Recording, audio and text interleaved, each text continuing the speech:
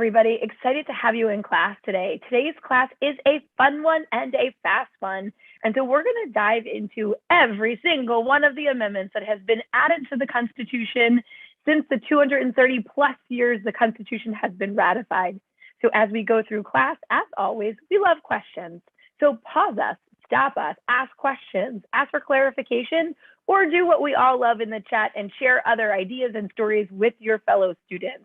My name is Carrie Sottner. I'm the Chief Learning Officer here at the Center. I'm excited to go through this amazing class with everyone today and with one of our top scholars, Tom Donnelly. So Tom's going to dive us in.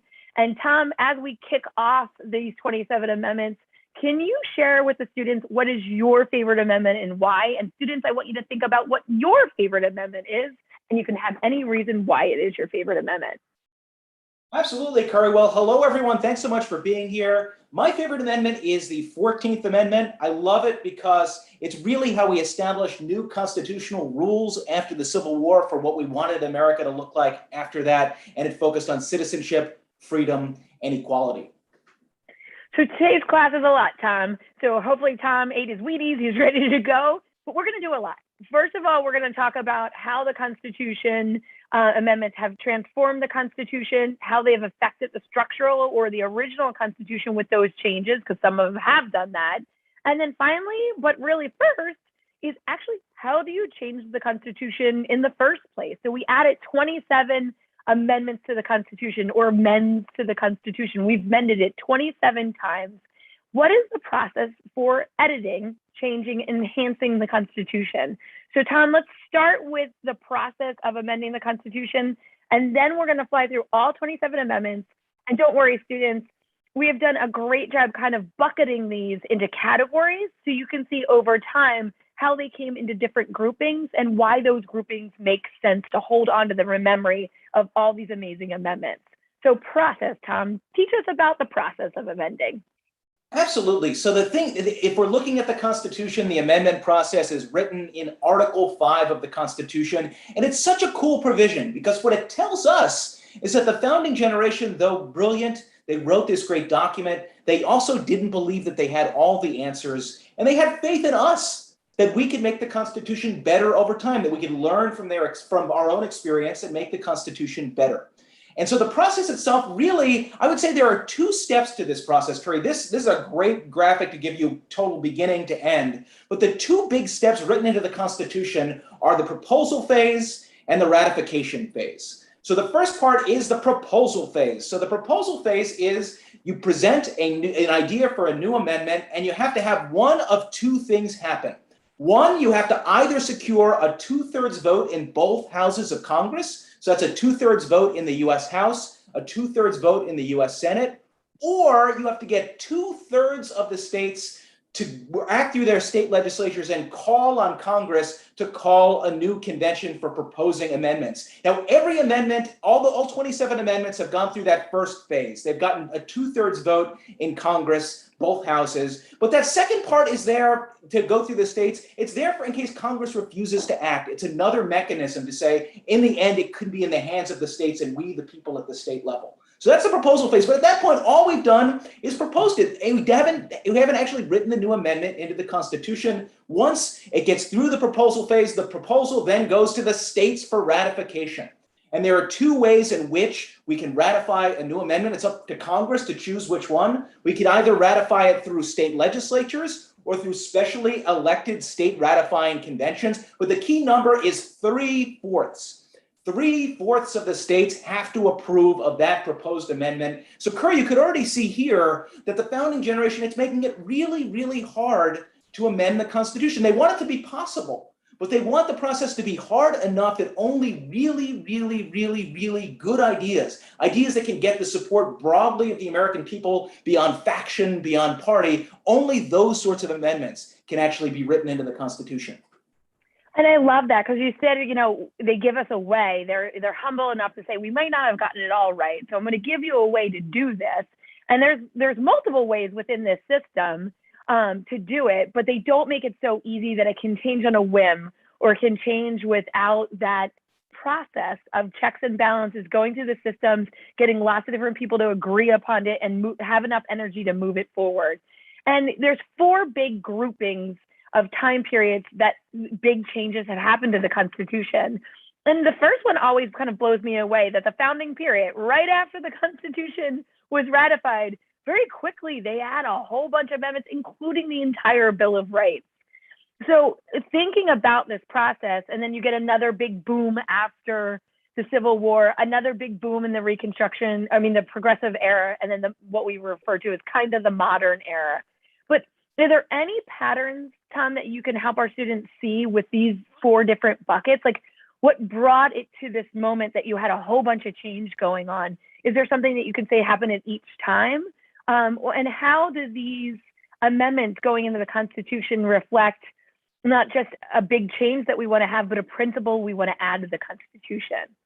Yeah, so in terms of the sort of the big patterns, I'd say it's really one of two things or a combination. One is it could be a really a moment where there's been a big event. So the founding, we have a new constitution. It's already a period of constitutional reform, and so we're already thinking about fine-tuning constitutional design. And so it's a natural time to continue to tinker a bit with the Constitution. With the Reconstruction amendments after the Civil War, we fought a civil war and we wanted to set new constitutional baselines. So we have that. And then the progressive era, it really arose out of a broad-based social movement, really a series of different social movements that cut across parties, and I think made it a little easier for coalitions to come together. It wasn't just one side versus the other, but we had a range of movements that cut across the two political parties that allowed people to come together around ideas that they liked. Awesome. And I love the idea that a viable amendment, getting through that process that you walked us through, needs to have broad partisanship. It needs to be all sides need to come together to say this is what we believe in as Americans to put into our Constitution and to move us forward.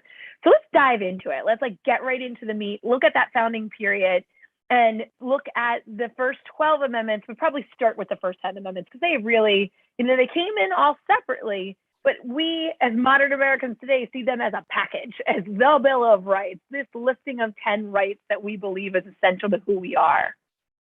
That's great, Curry. And these first 10 amendments, so the Bill of Rights, amendments 1 through 10, is a reminder that with these amendments, we don't just tinker around at the edges of the Constitution, but in so many of these amendments, we end up transforming the Constitution in important ways. With the Bill of Rights, it's about writing some of our most cherished liberties into the Constitution. And this idea didn't come out of nowhere. So these amendments, largely written by James Madison, proposed by the first Congress, ratified by the states, but they grew out of the battle over the ratification of the Constitution itself.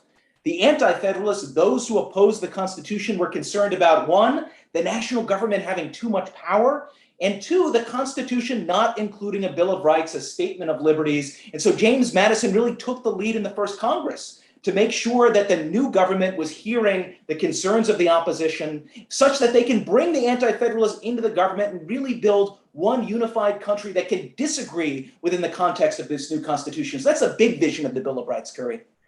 Great. And so because we love categories and buckets, we even did subcategories and sub-buckets. But I think these groupings help us understand what are the principles that the Bill of Rights puts into the Constitution, so that and understand why we believe that they're such an example of who we are as Americans. So can you walk us through these 5 subcategories of the Bill of Rights and how they're grouped? Sure. So we're borrowing this from our friend Akhil Amar of Yale. He has these ways of grouping it. But the big ideas here are the First Amendment's giving us the freedom of conscience, one of the key liberties that so many of the founders really cared about. Amendments 2 and 3 are dealing with military concerns in various ways, which we'll talk about in a second. The fourth and part of the Fifth Amendment's dealing with the founding generation's concerns about privacy and property rights. And then amazingly, the fifth, sixth, seventh, and eighth, so a big chunk of the Bill of Rights is dealing with fair process, jury rights, rights of the accused, making sure that people are getting a fair shake when they're interacting with the government and maybe when the government's accusing them of a crime. And then finally, those last 2 amendments, the 9th and 10th, speak to popular sovereignty, this idea that America, in the end, it's ruled by us. The American people are the root of all legitimate power in this country. And so one, it tells us that American people have a broad range of rights. That's the 9th Amendment. And the 10th reminds us that really what the founders wanted, they wanted to ensure that a lot of big decisions happened at the state and local level, the governments that are closer to us. It's a reminder that federalism is so important to our constitutional system. Unbelievable, but and so important to the constitutional system, and that we look at the power and how it's spread out. But what I love about the first one we're going to dive into, it goes back to the people, and it says, government, you cannot step on these rights. These rights are so important, and they put it into an amendment. Now, as we dive into the first 10, is the First Amendment really the First Amendment, Tom? I'm just going to ask you that leading question. Tell us the story of the First Amendment becoming the First Amendment. So yeah, no, the First Amendment was not the first of the proposed amendments. There were 12 amendments proposed to the states at this moment. Amendments 1 through 10 that we know today become the Bill of Rights, but the first two amendments that were proposed actually weren't ratified at the time. The first one had to do with the size of Congress, and it was never ratified. And then the Second Amendment, the second proposed amendment with that original Bill of Rights, becomes the 27th Amendment. But we'll learn about that when we get to 1992 in a few minutes. Awesome. So there's our bookends. The beginning and the end of all these amendments have a lot to do with each other. So First Amendment, the big idea is this freedom of conscience, freedom of belief. Do you want to walk through it real quick, and then we'll fly through the rest of the 10 amendments? Sounds great. Yeah. So the First Amendment's a bundle of rights dealing with freedom of conscience, religion, speech, press, assembly, petition. As to religion, what it's really doing, it's protecting religious liberty in two ways. It's preventing the government from establishing a religion, and it's also protecting the free exercise of religion. But again, it's really going to our freedom of conscience, that freedom to believe or not as we wish.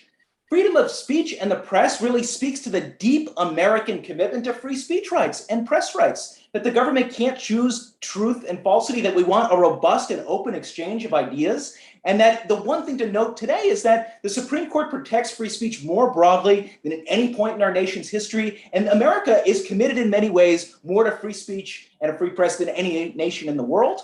And then finally, assembly and petition are really cool rights because we don't think about them a lot today. But throughout American history, they've been really important to groups that don't have political power or voice otherwise. So they give groups like women, African Americans, unpopular groups like those who opposed slavery in the 1800s, groups when they couldn't vote, they could still assemble together, talk about their vision of a better government, and then petition, literally write to the government their ideas. And this process, those rights over time have transformed our Constitution in countless ways.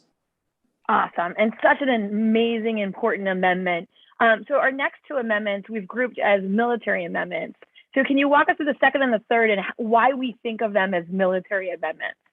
Yeah, so the Second and Third Amendment, they're both dealing with concerns the founding generation had about professional armies. And so the Second Amendment for the founding generation, one key thing was they were concerned professional armies would abuse their rights. And so they had a vision of protecting the community and the nation through well-regulated, citizen-led, citizen-organized militias. The Second Amendment also, though, as the Supreme Court recognized in the recent cases of Heller and McDonald over the last decade, the Second Amendment also protects an individual right to keep and bear arms. So that's the Second Amendment, the more famous of the two. The Third Amendment, it protects Americans from having soldiers housed in their homes without their approval.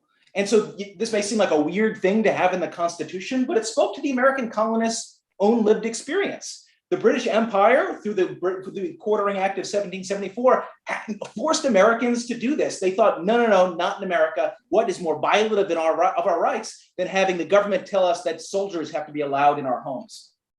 And they really do go out of their way to spell out in time of peace or war that it's really trying to clarify that, this really can't happen unless for like extra special circumstances. Absolutely. It talks about what they thought of as the sanctity of the home. And so that kind of really nicely leads us into our next two amendments that we'll take Fourth Amendment and then part of Fifth. And the Fourth Amendment is back about your home. It's your stuff, your person, and that you have to have a really good reason before you're going to search or seize me and my stuff and my home. So let's walk us through the fourth and then the connecting part of the fifth.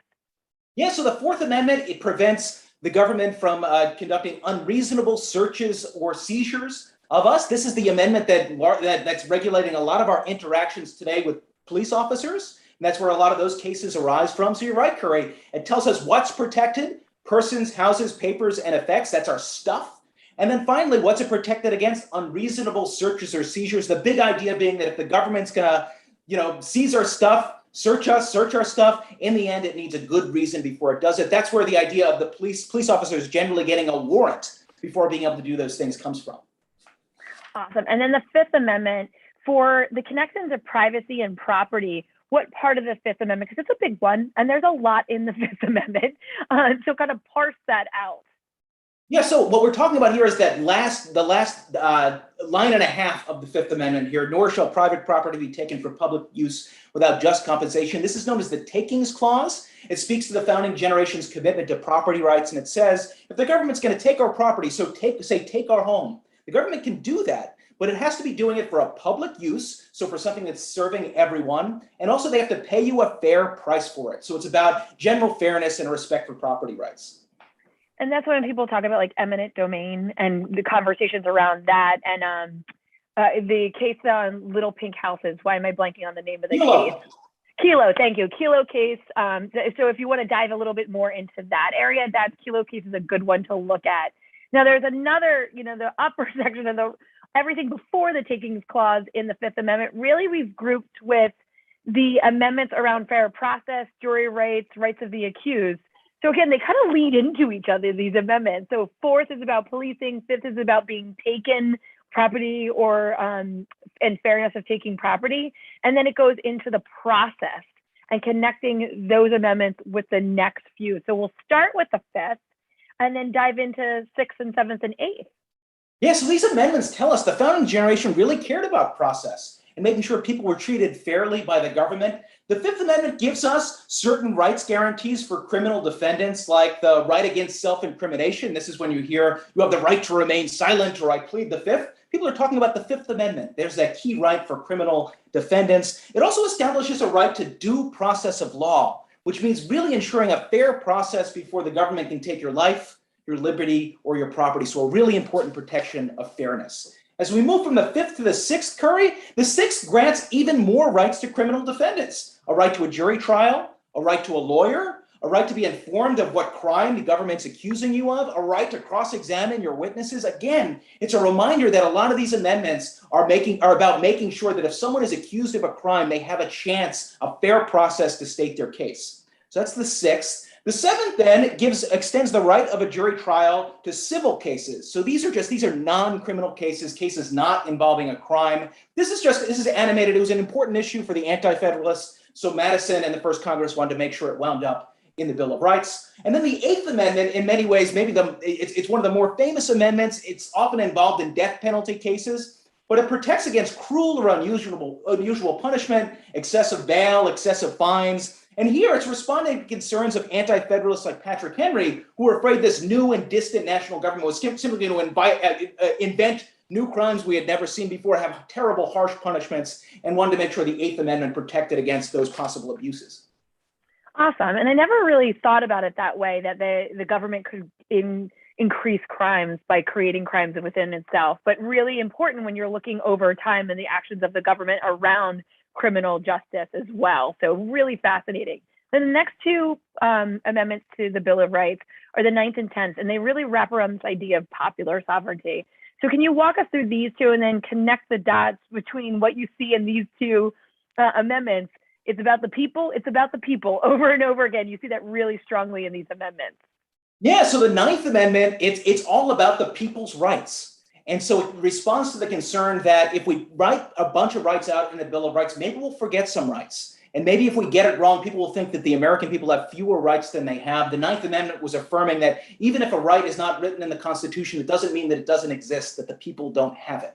So that's the 9th Amendment. And then the 10th Amendment is all about making sure that state and local governments still had a lot of say in policy in this country. Because before the new Constitution, the national government had very little power, state and local governments had a ton of power, and the 10th Amendment is all about reaffirming a commitment to federalism, the idea that certain powers are going to go to the national government, but many powers are going to remain in the state and local governments. The connection to popular sovereignty was that the founders thought that state and local governments were closest to the people. Awesome. And then 11th and 12th, real quick.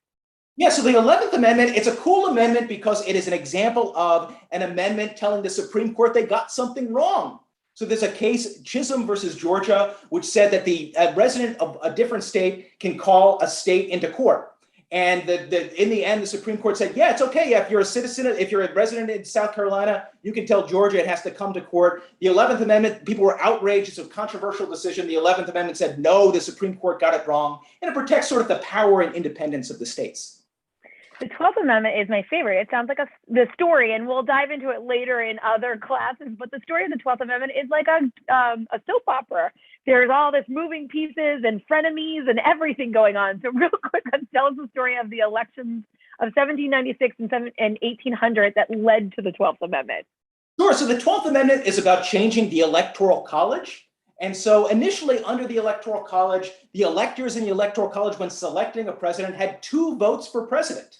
And so this presented problems in 2 straight elections in 1796 and 1800. In 1796, what happened was it was Thomas Jefferson against John Adams. John Adams wins, but Thomas Jefferson finishes in 2nd place. The 2nd place winner becomes the vice president. So you have a president of one party and a vice president of another party. Imagine Donald Trump being Joe Biden's vice president. You could see what problems might arise there.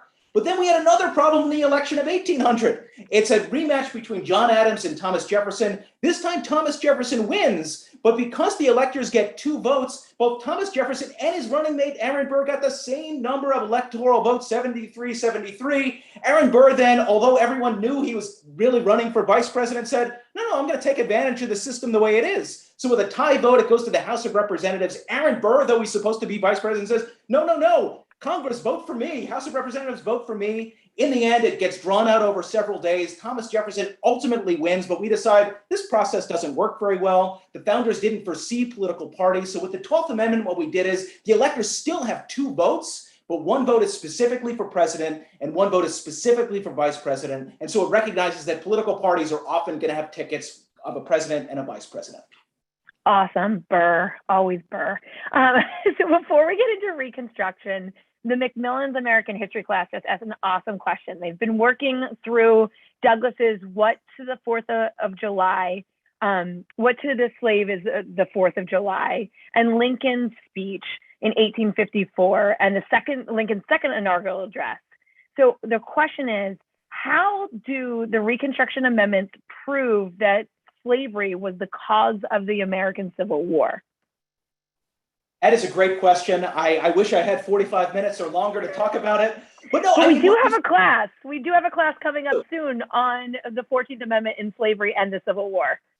But I mean, what these amendments, so this is, we're fast forwarding to right after the Civil War. This is the period of Reconstruction. And we see a series of 3 transformational amendments, the 13th, 14th, and 15th, that address so many of the debates that came before, but are also meant to set new constitutional rules for America going forward. And I think just based on what you see these amendments focusing on, you can see how important slavery was to the Civil War, but also to what a reconstructed America was going to look like, what it would mean like to really move beyond slavery and into a freer and more equal America. And so with the 13th Amendment, just to tick through them, Curry, the 13th Amendment abolishes slavery.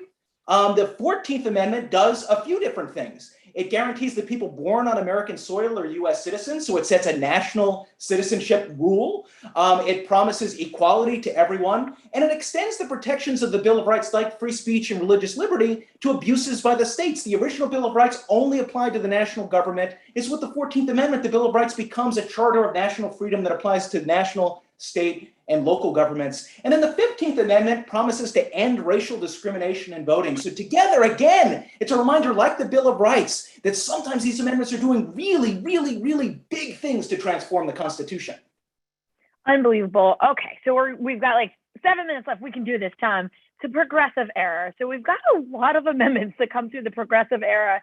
And there's a question from Barbara that I'm going to weave into here as well, about the process and how one of the progressive era amendments used a little bit different of the amendment process than any others that have come through. So talk a little bit about what happens during the progressive era and why do we get so many amendments come through in these years?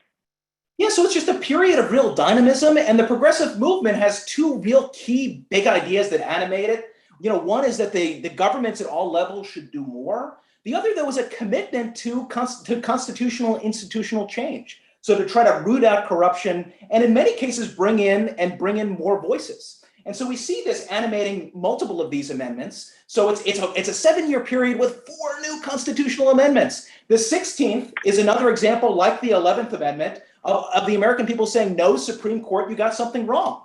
So in a 5-4 decision in 1895, known as the Pollock case, the Supreme Court said Congress can't pass an income tax. And in the progressive movement, the populace said, Supreme Court, you're wrong. Congress has always had this power, but if you're not going to change your mind, we're going to amend the Constitution. And so that's how we end up with the 16th Amendment, which gives Congress the power to pass an income tax. And Congress passed one right then in 1913, and we've had one ever since.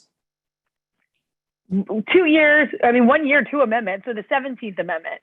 Also in 1913, amazing. So the 17th Amendment changed how we elect U.S. senators. Under the original Constitution, U.S. senators were selected by state legislatures. The 17th Amendment made it so that voters select U.S. senators. So the system that we have today, in part, this was the reformers argued, one, this is consistent with the expansion of American democracy over time, and two, this is a way of rooting out some concerns about corruption at the state level, where reformers argued that some Senate seats were being bought and sold in back rooms by lobbyists and state legislators. So the 18th Amendment, so this is prohibition, that kicks off prohibition. And we talked about a great book in the last class from Dan Okrent called The Last Call, which is an amazing deep dive into 18. And then we're going to sneak in a kind of modern amendment for the 21st Amendment after this, because they go perfectly together. Yeah, so the 18th Amendment banned, quote, the manufacture, sale, or transportation of intoxicating liquors. It's the only example of an amendment that we would later, with the 21st Amendment, repeal. We would just totally get rid of this amendment outright because we decided that the reformers made a mistake. And so it's a reminder that the Article 5 is also a way to, one, change the Constitution, but if we think we didn't do a good job changing it, we can then change it back. So that's what the 18th Amendment's about. It's about banning alcohol in America. It responded to a real societal problem. Americans drank a lot, and this would result in lost wages, lost jobs, abuse at home. So we had a bunch of different social movements come together under the banner of prohibition, from progressive suffragists to populists to nativists to white Southerners, for a variety of reasons, trying to reduce alcohol consumption in the United States. It results in the 18th Amendment, but 13 years later, we decide, no, that was not such a good idea. Prohibition did manage to decrease alcohol consumption in America. It gave rise to a bunch of other problems. It proved it was really hard to enforce. There was a huge black market for alcohol. Organized crime arose. Law enforcement could do very little to enforce the amendment. So Americans became convinced that this experiment in prohibition really made a mockery of the Constitution and the rule of law, and so prohibition had to go. Yeah, and I also just wanted to point out the fun graphics in here that our artists did around these. They make me laugh if you haven't noticed them. So Barbara had a question earlier, and it really talks a little bit about how the 21st Amendment was ratified. So the 21st Amendment is the only one that doesn't fit with the others. It was the only one that went through state ratification, correct? Yes. So Barbara's question said, so the Constitution was written in a convention, and it was supposed to amend the Articles of Confederation, but they went far beyond their mandate. Could this happen today at a state convention to amend in a specific way? So could, in a way, the use of a state convention to amend the Constitution have a spiraling effect, and not just affect one amendment, but more than one? I mean, it's possible. That's both the power, but also the danger of a commitment to popular sovereignty. So yeah, that argument could be made, but I mean, I think there are enough checks in terms of norms and, just practical reverence for the Constitution as it exists. It would make something like that very hard to happen. But yeah, popular sovereignty has no real limiting principle. Awesome. And good question, Barbara. Now, Absolutely. when I think about the 18th Amendment and how much of a movement this was for women's rights, because it was about women, saying that alcohol is a big danger to them because of the men in their lives drinking, using their money, and they have no control over it. This comes hand in hand with one way to get control is to be able to vote in the representatives that you want. So it leads us nicely to the 19th Amendment. So 1920, 19th Amendment, tell us a little bit more. So the 19th Amendment bans sex discrimination in voting. The original Constitution leaves the issue of voting largely to the states. But one of the great themes in constitutional reform over time is that we have a series of voting rights amendments that carve out new protections for new groups when it comes to voting rights. And so the 15th Amendment as to race, the 26th Amendment, which we'll talk about in a little bit, as to age. The 19th Amendment is about the women's right to vote. The cool part of this story, many cool parts, but a really cool part, Curry, is how reformers used the powers of the states and localities to experiment. And so used federalism to test out the idea of women's voting rights, first out in the Western states, worked out really well, but then expanded to many Eastern states, and ultimately culminated in a rule for the entire nation being written into the 19th Amendment, ensuring an end to sex discrimination in voting. The bubbling up from the states, very Brandeis, but also very, very impressive to take that principle and put it into the Constitution officially with an amendment. So the kind of modern era of 1933 to 1992. So let's begin with the 20th Amendment. A lot of these amendments in this era are about, civil rights, but there's a lot around the president as well. There's a big kind of push around here about clarifying the roles and responsibilities and what ifs of the presidency. Yeah, so the 20th Amendment, it's ratified in 1933. It reduces the length of time between a national election and when the new Congress and president meet. Before the amendment, elections would happen in November. The new Congress and presidency wouldn't really take place until March. 20th Amendment just shifts that up to January. So it's between November and January. The new government is then put in place in January. Awesome. And so next we move on to the 21st Amendment, which we just talked about really quickly. It's kind of a little bit forward, so it groups into the modern. But then we jump to the 22nd Amendment, which again, about the president. Yeah, so effectively what this does is it limits a president to 2 terms in office. It's ratified in 1951. Remember, when George Washington's president, he serves for 2 terms, then retires from public life.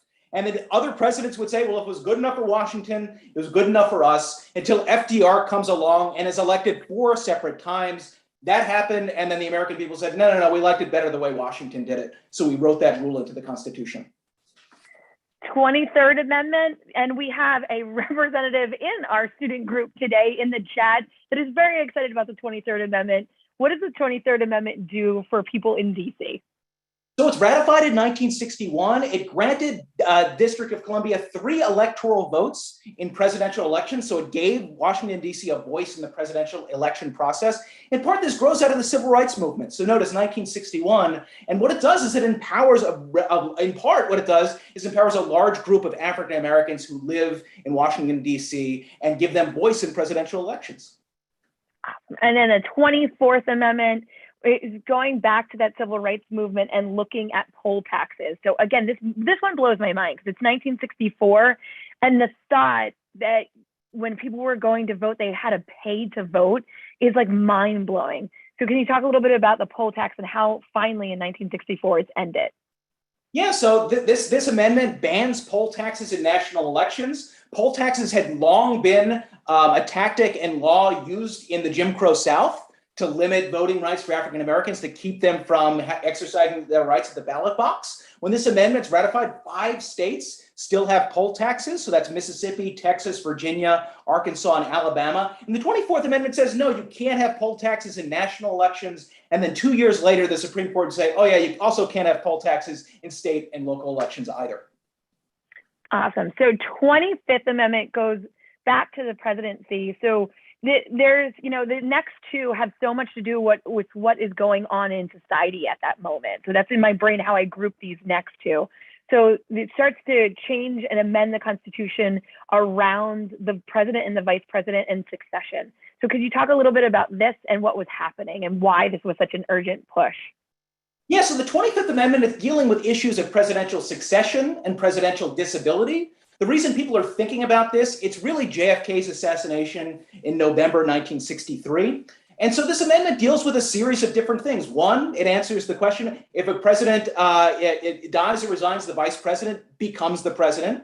2, it tells us if there's a vacancy in the office of vice president, whether due to resignation or death, how we get a new vice president.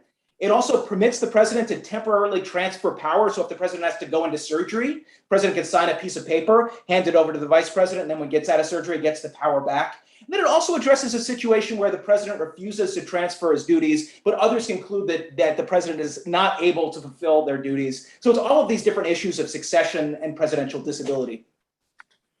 Awesome. And then the next one is the 26th Amendment in 18 to vote. Yeah, so this is 1971. It's the fastest amendment to be ratified. Only took 4 months to go through that rigorous, difficult ratification process. What it does is it ensures that those 18 or older have a right to vote. It effectively lowers the national voting age to 18. This is important because when this amendment's ratified, most states set the voting age to 21 and older. But this is happening. This amendment is in public discourse in the time of the Vietnam War.